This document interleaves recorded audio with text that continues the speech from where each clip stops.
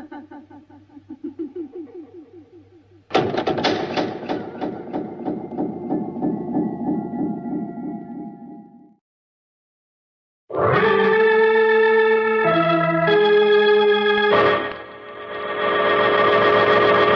New York City, the makers of Clipper Craft Clothes for Men and 1,036 leading retail stores from coast to coast present the world's most famous detective, Sherlock Holmes.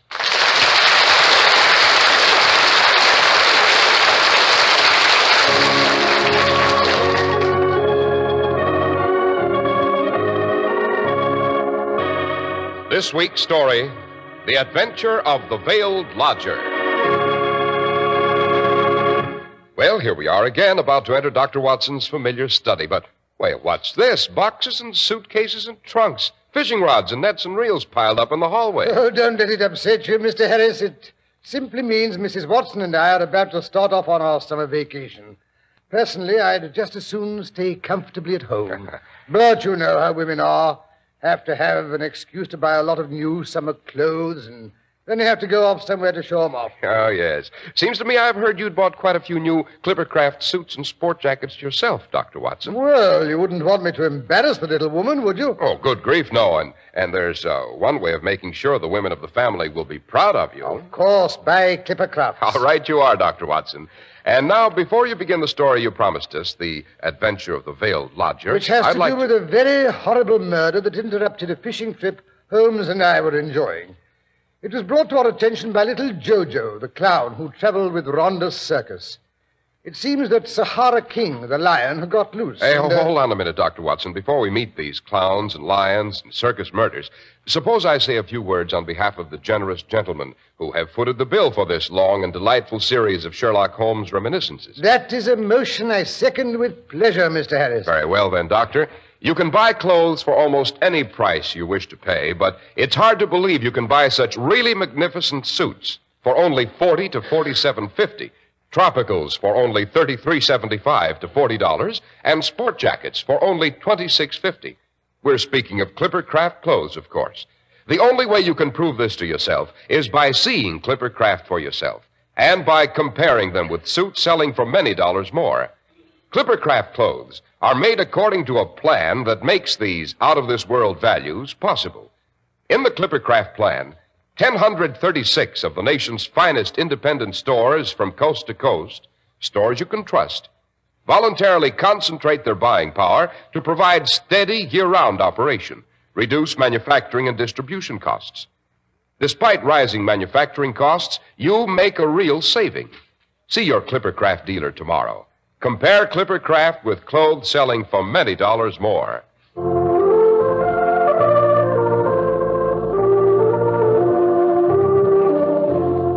And now, Dr. Watson, back to our final story. Well, Mr. Harris, when I was packing my fishing paraphernalia this morning, it put me in mind of the horrible catastrophe that interrupted a certain trip Holmes and I were indulging in. Fishing was one of the few sports, you know, that Holmes enjoyed. Yes, the last character in that tragic episode died just last winter. The poor lady who lived in a lodging house in total seclusion, going out only at night, and then always heavily veiled. Yes, I have finally decided to tell the case of the double tragedy at Abbas Parva. Abbas Parva. That's a curious name, Doctor. Was it in Italy? No, Mr. Harris. Abbas Parva is a small village in Berkshire. Rhonda's circus had halted there for the night on its way to Wimbledon. They were simply camping and not exhibiting, as the place is so small it wouldn't have paid them to open. Rhonda's circus. I don't believe I've heard of it, Doctor. Was it a big one? No, for those days, yes. Rhonda was at one time a household word in England and on the continent. I don't believe he ever went to the United States. He was the rival of Womwell and of Sanger, perhaps the greatest showman of his day. There is evidence, however, that he took to drink, and that both he and his show were on the downgrade at the time of the great tragedy. Well, it was spring, and the trout season was on. Holmes and I had gone to Berkshire to a place we knew for a bit of fishing. Late one afternoon, we received a message from Rhonda's circus that it was encamped in the neighboring hamlet of Abbas Parva. It seems Jojo wanted to see us. It was a fine evening, so after supper, Holmes suggested we stroll over and have a chat with him. Jojo was an old friend of Sherlock Holmes. Mr. Holmes certainly had a great variety of acquaintances, Doctor. Everything from clowns to cabinet ministers. Yes, quite. And I rather suspect he preferred the clowns. He always said they were more human. Well, we found Jojo behind the cook tent smoking his evening pipe. The peculiar, exhilarating smell that a circus carries with it hung heavy in the still air. I know. It's made up of animals and peanuts and sawdust and canvas and pink lemonade. That's as good a description as any, Mr. Harris. Well, everything looked peaceful enough, but there was an undercurrent of excitement about. Somewhere in the distance, a lion roared.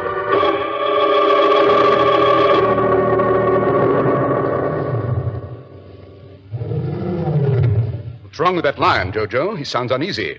Oh, you mean Sahara King? Getting near his feeding time. Sounds vicious, eh, Holmes? That he is, sir. Vicious. Came near to mauling Jeannie when she went into his cage for last night's show. Who is Jeannie? Well, now, don't tell me you don't know Jeannie, Mr. Holmes. Well, Belle Eugenia, the greatest artist on a slack wire this country ever had, until she cut a ligament in her right leg one night last year when a drunken roustabout hadn't put up her equipment proper like. Yes, a fine girl, Jeannie. Born and brought up on the sawdust and doing springs through her hoop before she was 10. The prettiest youngster you ever did see. Hair like red gold and cheeks as pink as roses.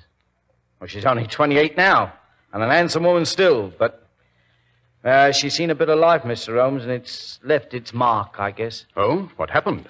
Well, when she was going on 18, she married Rhonda. You mean the man who owns this outfit? Yeah, that's him. August H. Rhonda. And there ain't a wild animal in any of his cages can touch him for pure downright meanness and cruelty. Well, didn't the young lady know that when she married him? Oh, she knew it right enough. Ain't anyone in show business to know about Rhonda. She married him to save her dad from going to prison. You see, Rhonda got him for forging a check. Some say it was a put-up job. And I'm not saying it wasn't likely, seeing as Jeannie's father never learned to read or write. Howsoever, Rhonda seemed to think he had a case, so Jeannie married him to keep things hushed up.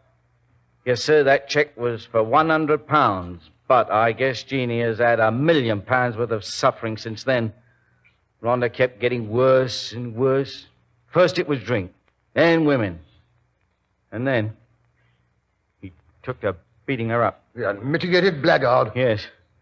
I kind of figure he hated her because he knew he wasn't fit to clean her boots.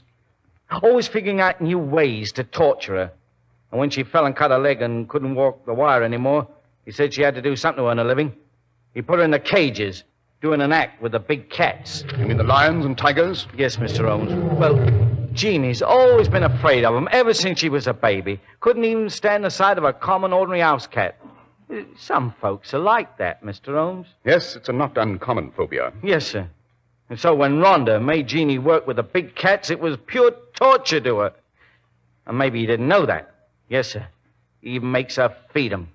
Says it's because they'll feel more friendly toward her if she does. But between you and me, it's because they always roar so at feeding time, and that terrifies her. You see? Present medieval gentleman. He should have lived at the time of the Spanish Inquisition. Look here, why didn't someone in the circus interfere? Go to the police. Well, we don't dare for fear of losing our jobs. Well, besides, what could we prove? Watson, the circus is a world of its own. And the people in it are born, brought up, and finally die under canvas. They travel here and there, never making any real contact with outside life. If one of the performers had stepped in to protect Mrs. Rhonda, he'd have lost his job and never been able to get into a circus again, in all probability. Yes, sir, that's right. As I said, the circus is a world of its own. It has its own loves and hates, its own laws and standards. And Rhonda is its Tsar, its Caesar, its God. To the circus performer, there is no life outside the circus. Take him away from the sawdust and the circus smells, its eternal wanderings, its audiences, its hardships. And he's as lost and out of place as you would be on Mars. Yes, sir. And that's why no one's ever called in the police. First, because we don't dare, and second, because we don't like outsiders poking around our affairs. But you're different, Mr. Holmes. You understand us. Besides, you're not a regular blue nose. Yes, that's what he's always saying, not one of the official police. Yes, sir. And so that's why, Mr. Holmes, I thought maybe you'd kind of take a look around. Maybe you might be in time to prevent something. What do you mean by something, Jojo? Best if I know, Mr. Holmes, but something's going to happen. It ain't going to be pretty. I got a feeling, a kind of warning, and I ain't the only one. The rest of them, they got the wind up, too. We don't know exactly why. Yes, I noticed that everything was unnaturally quiet as I came past the tents tonight. No singing and shouting, none of the usual couples walking around arm in arm. Everyone seems to be under cover. Yeah, that's what they are, sir. Under cover and listening, waiting for something to happen. Some people say we circus folks are superstitious. You call it what you like. But we always knows when something's going to happen. The night before the big blowdown outside of Dover, when 20 people was killed, there was a feeling like this all through the camp. The same way when Lillian Deland's trapeze snapped and she broke her neck. Even the animals seemed to feel it. I tell you, Mr. Holmes, something's going to happen. But we don't know what. Perhaps you do. Subconsciously. I'm afraid I didn't get that, Mr. Holmes. That's pretty big words, so whatever it was. Subconsciously. All I mean is this, Jojo. We are aware of a lot of things in the back of our minds that we don't actually think out. The back of our minds notices a lot of little things we don't even remember. And it adds all these little things together and reaches some rather surprising conclusions. Now and then, these conclusions amount to a knowledge of danger. And the subconscious mind tries to flash us a warning, and we feel uncomfortable because we cannot go back into our unconscious minds and dig out the items that have gone to make up the total. Well, if you can't, you can't, I guess. But sometimes you can, if you have help. Now then, Jojo, you say you're worried, and Jeannie Rhonda is obviously uppermost in your mind. Yes, sir. I don't feel right about Jeannie. Not since Sahara King tried to maul her last night. No, that's a fact. I see. But she doesn't have to go into his cage again until you reach your next stand. Am I right? Well, no. Well, that is, she's supposed to feed him tonight. But I heard her say to Rhonda this afternoon she wasn't going near the beast again, ever. Defiance. Rather unusual after all these years, eh, Jojo? Yes, Mr. Holmes. It's an hour past Sahara King's feeding time. He's getting worse every minute. Jojo, what has happened lately to give Jeannie Rhonda the courage to defy her husband? Well, sir, that is, I really don't know, by rights. But you suspect something. Well, that is, I really wouldn't like to say, you see. Well, I'm fond of Jeannie. Someone has joined the circus lately, someone who isn't afraid of Rhonda, but who is fond of Jeannie. Am I right? Well, I wouldn't say he's really fond of her. Maybe it's just because if Rhonda dies, the circus belongs to his widow. And anyone can see that Rhonda's liable to have apoplexy any day if he don't give up drinking like a sponge. But, well, bless me. How did you guess, Mr. Holmes? Nothing persuades a woman to defy one man as quickly as the knowledge that there's another man to back her up. And who is this chap who isn't afraid of Rhonda? It's Leonardo, the new strong man. He's handsome, all right, strong as an ox, but I don't trust him, Mr. Holmes. He don't look you straight in the eye. Oh, I'm not blaming Jeannie. I guess compared to old Rhonda, he looked like the angel Gabriel, and besides, he's the first man that ever did show her any attention. She's been pretty lonely sometimes. Do you think Rhonda suspects this attachment? That I don't know, Mr. Holmes. I wish to heaven I did. Seems he came home unexpected last night. As a rule, he sits drinking in some pub or other until closing time, but last night he came home early, and Jeannie wasn't in their wagon. He liked to tore up the place. But whether he found out something, I couldn't say. I wish someone would feed that beast so it'd stop that caterwauling. It gives me goose flesh all up and down my spine. And well it may. If he ain't fed soon, it won't be safe for anyone to go in his cage. Yes. Come along, Watson. I think the sooner we reach it, the better. Oh, you mean you're going to interview that lion? What do you think it is, Mr. Holmes? What's going to happen? I'm not certain, Jojo. But doesn't it strike you as curious that if Rhonda isn't going to force his wife to feed the beast, he hasn't sent someone else to do it? You think he's just letting her put it off until the beast's in a filthy, dangerous rage? In a killing rage, perhaps. By Jiminy. That'd be just like him. To make her go in there, and not a chance of it. Exactly. And no one could ever prove he meant to kill her. Oh, we must be almost there. That beast sounds unpleasantly close. Just around this tent, sir. Holmes, why are you cocking a revolver? You don't actually think... Listen, someone on the other side of the tent talking. Oh, yes, you will. Think you can defy me, my girl? I'll show you. But I'm afraid. Oh, Augustus, please, just this once. It's them, Rhonda and Jeannie. Open that cage and get in there. I'll flog the skin off your back. I'll show you who's your master. Thought I didn't know you were sneaking out nights. Unlock that cage! Oh, hurry, we must stop her. She can't go in there.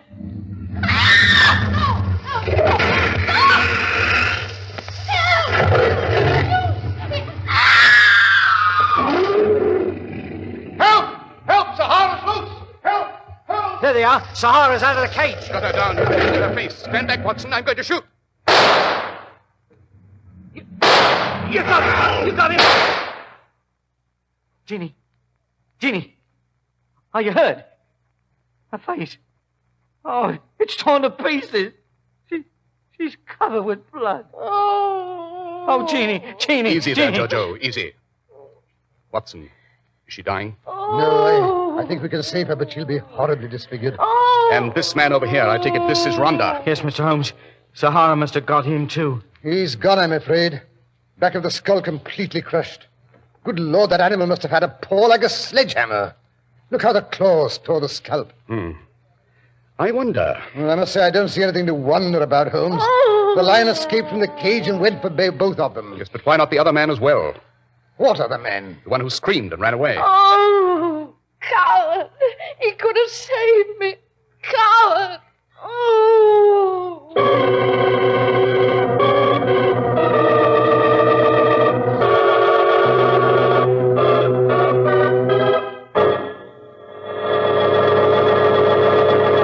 The makers of Clippercraft clothes are thinking not only of the suit you'll buy tomorrow, but of the suit you'll buy next year and in the years to come. That's why you can always depend on the Clippercraft label. Why Clippercraft makes a business of bringing you one of the greatest values in America. Behind that smart-looking Clippercraft suit is the amazing Clippercraft plan, responsible for Clippercraft's unique values. You get the benefit of tremendous savings through the Clippercraft plan, whereby 1,036 of the nation's finest independent local stores from coast to coast voluntarily concentrate their buying power. Because of this plan, your fine new Clippercraft suit costs only $40 to $47.50, your tropical only $33.75 to $40, and your sport jacket only $26.50. For selling expensive clothes at inexpensive low prices at the nation's finest stores is the great big idea behind the Clippercraft plan. That's why men who know insist on Clippercraft clothes. Be sure to visit the Clippercraft store in your city. These leading stores in the metropolitan area are proud to add their names to Clippercraft in your suits, sport jackets, and tropicals. In Manhattan, John Wanamaker Men's Stores, Broadway at 8th and 67 Liberty Street. Saks 34th, Broadway at 34th. In Brooklyn, Abraham and Strauss. In Newark, New Jersey, Boulevard Men's Shop, Kresge Newark. And in Jamaica, the B&B Clothes Shop, 16408 Jamaica Avenue.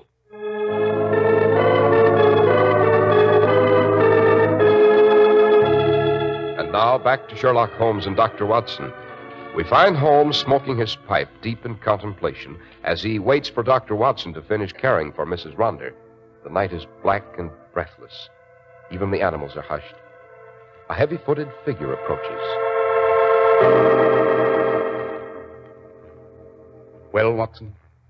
She'll live, but she won't enjoy it, I'm afraid. Horribly disfigured, eh? Look here, Holmes, it's getting late. Let's be getting on home. There's nothing more we can do here. After all, you can't arrest a lion for murder, you know. If it was a lion, Watson. Oh, what do you mean, if it was a lion? We saw him, didn't we, tearing at that poor woman's face. I'm not thinking about the woman, Watson, but her husband. He was lying fully 10 paces from the cage. I doubt if the lion ever got that far. Oh, rubbish, Holmes. You're trying to build bricks without straw. This isn't a case for the police. Perhaps not. It may very well be a case for Sherlock Holmes. Oh, that's conceit, pure and simple. Come along, Holmes. I'm nearly dead for sleep. So you don't think it's a case, Watson? No, I don't. Then would you mind telling me what, to your way of thinking, did happen? Well, it's all rather obvious. Jeannie Rhonda opened the cage, the enraged lion jumped past her, killed her husband with a blow, and then returned to finish her off. It was the back of Rhonda's skull that was crushed, remember? Well, naturally, he turned and ran when he saw the beast coming for him. And the man's voice, the man we heard shouting for help? Oh, Holmes, don't be pig-headed. Of course Rhonda called for help when he saw the lion was out of control. You mean to tell me a man can still cry out with the back of his head battered in? Well, no, that is... And we could still hear his voice after his wife's cries had been stilled? Well, of course... Furthermore, Rhonda's body was lying with the head pointing towards the cage, not away from it, as would have been the case if he'd been running away and attacked from the rear. No, Watson, Rhonda was facing the cage when he was struck down. Struck down by the man who called for help but ran away when the lion, infuriated by the smell of human blood, turned on Mrs. Rhonda. Yes, but... That's why she kept saying, coward, he could have saved me. That man could have driven off the lion with a weapon used to kill Rhonda if he hadn't lost his nerve. Yes, but look here, Holmes. Rhonda was killed by the lion. He must have been. The marks of his claws were left on the skull. You saw that yourself. Mr. Holmes. Mr. Holmes. Oh, there you are, Jojo. What does she say? Did she see who killed her husband? She won't talk, Mr. Holmes. I can't get a word out of her. But I think she knows right enough. Oh, it's terrible. She just lies there, moaning and crying for Leonardo. And where is that gentleman? I tried to find him for her, but they tell me he went off to town soon after supper.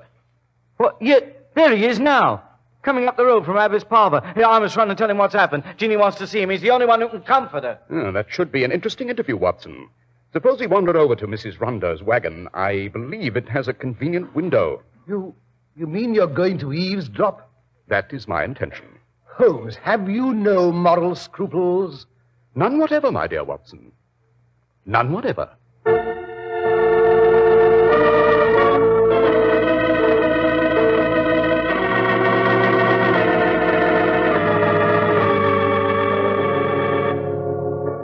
Here, Watson. Get down behind these bushes, out of the light of that window. Yes, but I shan't be able to see anything. Have you no moral scruples, Watson? Oh, we don't have to see. All we have to do is hear. Quiet. Here come Leonardo and Jojo. Hello, Jeannie. Leo, why did you do it? You promised Shut me. up, will you? Jojo's here. Oh, I didn't know. I can't see with these bandages. Yeah. Just told me what happened. Met me on the road coming back from Abbess Parva. I'm sorry, Jeannie. You got pretty badly mauled. Yes, but that doesn't matter. Oh, Leo, we won't have to run away now. Rhonda, he's gone. We can get married, decent-like. Married? What makes you think I'm going to marry you? But, Leo, you promised. You think I want to be tied up for life to a woman with only half a face left? You might as well expect me to marry one of the freaks. Leo. Leo, don't laugh. It's your fault that Sahara mauled me. You could have driven him off with the club you used to... Shut up, you fool. Shut up. Don't you do it. Don't you touch her, Leo. I'll warn you. Well, listen to who's talking. Jojo, get out of here before I cripple you so you can't walk. Now, get out, do you hear? Leo, don't hurt him. Jojo, please go. You can't do any good. We get on better if we're alone. Please, Jojo. All right, Jeannie. But just you let me know if you don't treat her right. Go on, get out before I kick you I'm out. going. I'm going. You ought to see him run. Nasty brute. I'd like to... Quiet, Watson. Quiet. Leo, you didn't mean what you just said. Oh, didn't I? I'm pulling out of here tomorrow. But Leo, the circus, it's mine now. You can have it if we're married. You've always wanted to run a circus. No, sir. I'm sensitive, I am. I never could stand looking at an ugly woman. Why, I'd as soon as marry a gargoyle as a woman without a face. But Leo, I can wear a mask. No, it's no good. I'm clearing out of here tomorrow. No, you're not. Well, who's going to stop me? I will. I'll go to the police. I'll tell them that you killed Rhonda. They'll arrest you. And what about you? Your hands aren't any too clean, remember? But I didn't kill him. I didn't know you were going to. All I wanted you to do was keep him from sending me into that cage. And who's going to believe that? We're in this together. You can't hand me over without putting a rope around your own neck. But I didn't do it. I didn't. I never wanted him killed. You can't do that to me. Shut up, you hysterical. You can't leave me like this, Leo. Now let go of me and stop screaming. You want everybody in camp to hear? I can't. I don't care. I won't let you go. That's good, that is. Won't let me go. How are you going to stop me? And another thing. I never did love you. Oh. Now, do you get that? Never. All the time I was after the circus. But now I don't want it. Not if I've got to have you along with I'll it. kill you, Leo. I'll kill you for this. Go ahead. You haven't got the nerve. Well, I'm going. Leo. Leo. Oh. Holmes, you're not going to let him go like that. He's guilty. Cut him. Cut him. Holmes, she shot him. Quick, Watson. We've got to see him. Perhaps he's not dead yet. I wish we'd stayed home tonight. Here he is, Watson. Help me turn him over. Righto. Yes, he's dead right enough. Hit between the eyes. Nice shot. So, she did have the nerve after all. No, Watson, Jeannie Rhonda did not shoot Leonardo. But Holmes, look She here. couldn't. Her eyes were bandaged. Come along, Watson. We're going home. I think I could use a bit of sleep myself. But I say, Holmes, look here. Aren't you going to stay around and find out who shot him? I don't think I want to know, Watson. We solved the first murder. That's enough for one evening. Besides, did I ever tell you that Jojo's father was famous for his tricks with a rifle? Yes, I believe his sons weren't half bad either.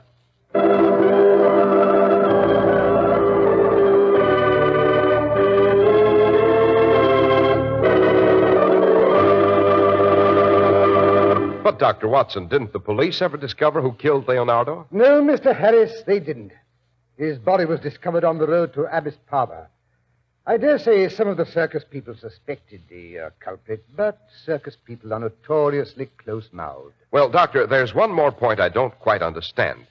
How did the marks of the lion's claws happen to be found on Ronder's skull if Leonardo killed him? Well, it was really rather simple, Mr. Harris. Holmes eventually found a club with 5 spikes in it at the bottom of the scum-covered pool in the neighborhood. I don't believe he ever mentioned the fact to anyone, however. Well, that was certainly a very powerful story, Dr. Watson. In fact, Doctor, I'd say it was one of the best stories you've ever told. Thank you, Mr. Harris. I like to finish on a high point, don't you know? But you're not going to go away and leave us for good, are you? You really want me to come back in the fall? You know we do, Dr. Watson. Why, the week would be kind of empty without a Sherlock Holmes adventure to look forward to. Well, in that case, I think it could be arranged. All I wanted was a little coaxing, you know. Well, then consider yourself coaxed, Dr. Watson. Thank you, Mr. Harris. And a most heartfelt thank you to all our radio friends who have so patiently listened to the reminiscences of a venerable medico who was fortunate enough to become the biographer of Sherlock Holmes. And last, but by no means least, thanks to our generous sponsors who have made these half hours possible. You know, Dr. Watson, I sometimes suspect they are Sherlock Holmes fans, too. I hope so, Mr. Harris. I certainly hope so. And now a pleasant vacation to you and all our friends. The same to you, Dr. Watson, and have fun in your new Clippercraft wardrobe.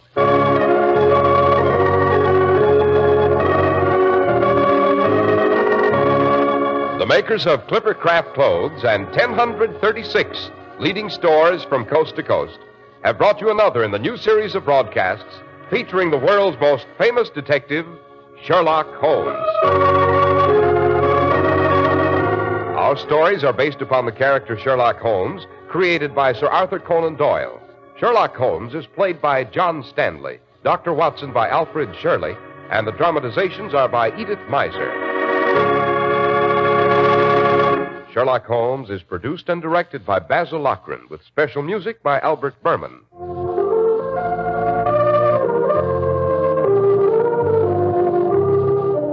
John Stanley, known best to you as Sherlock Holmes, has turned author. Be sure to read his article, Powder Smoke at 221B Baker Street, in the current issue of Black Mask magazine, now on your newsstand. If you don't know your Clippercraft dealer, write Clippercraft, 200 Fifth Avenue, New York City. Well, cheerio, Sherlock Holmes, Dr. Watson, and members of the Clippercraft radio audience until the fall. Best wishes for a most pleasant summer from the makers of Clippercraft clothes for men and 1,036 leading stores from coast to coast. Remember, we'll be on the air again next fall, when Clippercraft will again bring you the world's most famous detective, Sherlock Holmes.